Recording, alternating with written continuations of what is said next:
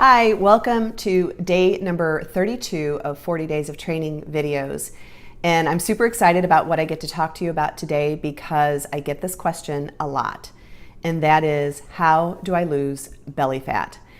And even though I'm a personal trainer and I teach a lot about exercise, belly fat is primarily caused by too much sugar and too much flour, or basically too much carbohydrates in your diet.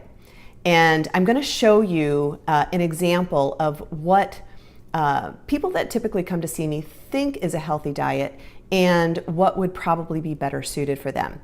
So I use a program called MyFitnessPal, and I'm going to show you how it tracks food and what you can get from the information that you see in this app.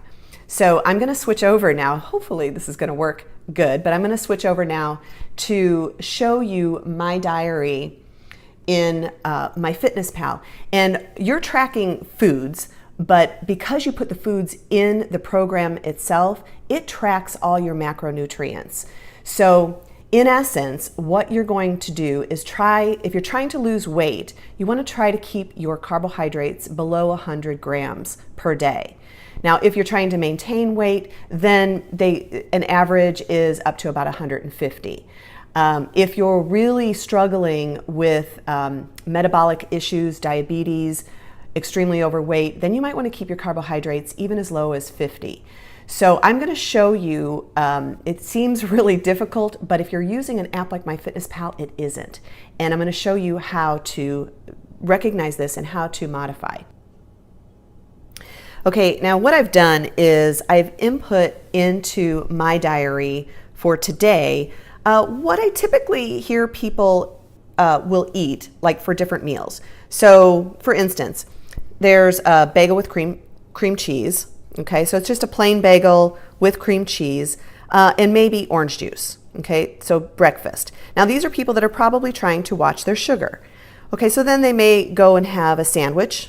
At lunch, I put down a turkey sandwich with an apple. They're being good. They didn't do the chips or the bread. So they did the apple, but there is bread on the sandwich.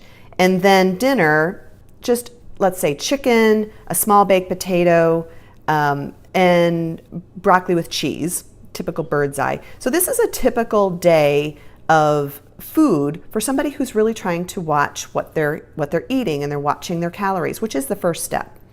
Now, I'm going to take you to a typical day for me.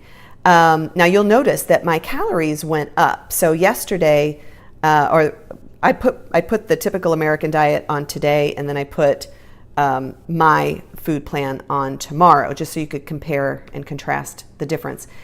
And so here, I typically have a Quest bar for my first meal, and I do the butter and brain octane in my coffee, and I showed you a video on that. And that's my typical breakfast.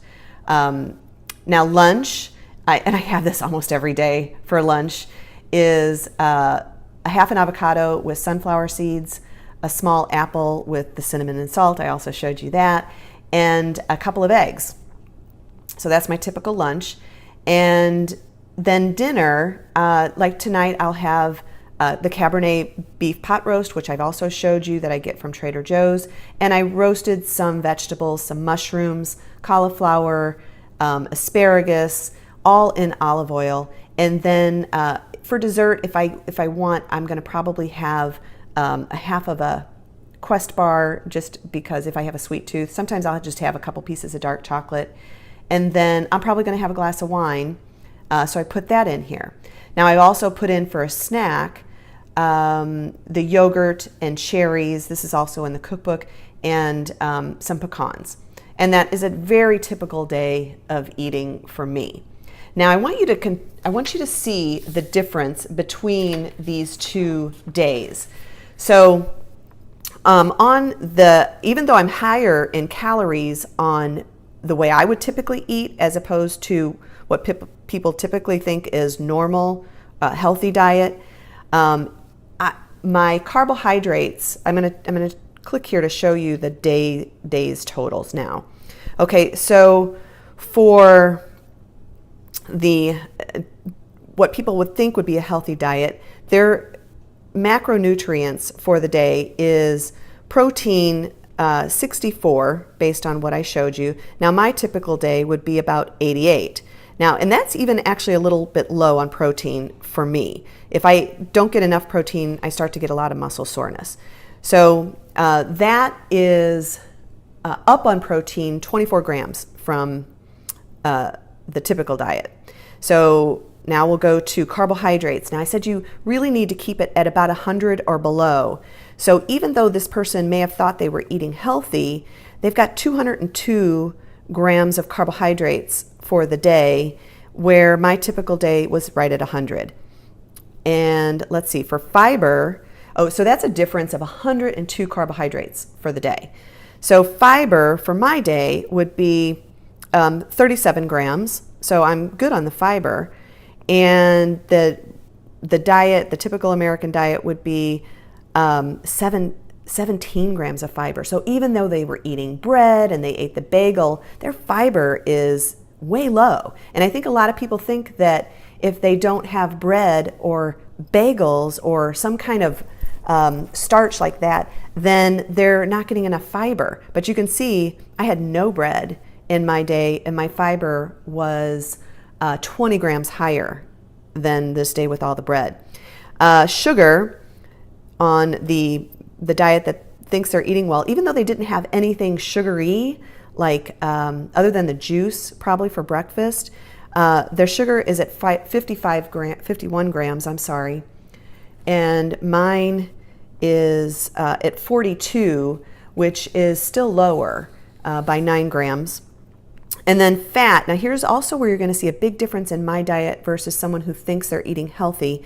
In my diet, I have 67 grams of fat for the day, and the other diet was 14. So the fat was way lower, but what happens with that is that it causes you to not feel satisfied.